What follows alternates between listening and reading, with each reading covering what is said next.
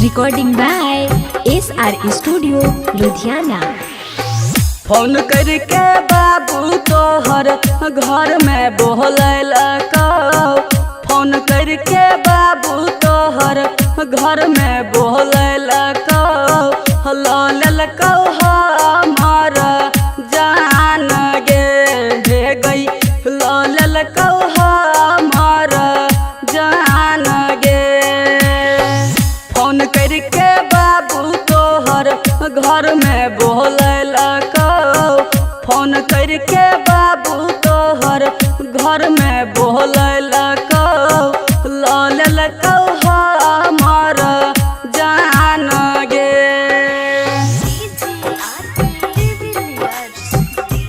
ललको हमार जान गे।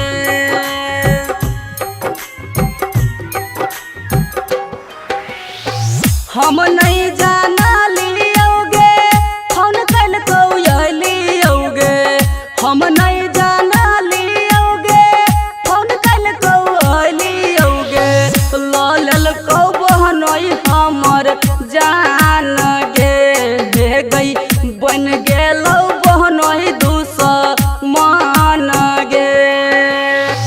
फोन करके बाबू तोहर घर पर बोलैलको, फोन करके बाबू तोहर घर पर बोलैलको, ललको हमार जान गे,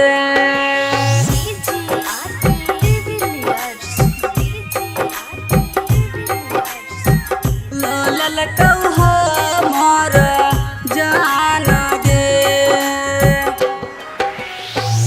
अगला जनम लाके फेरो से यही बोगे, अगला जनम लाके फेरो से यही बोगे, तोरे से करबौ हम प्यार गे हे गई, तोरे से करबौ हम प्यार गे। फोन करके बाबू तोहर घर में बोलैलको, फोन करके बाबू तोहर घर में बोलैलको,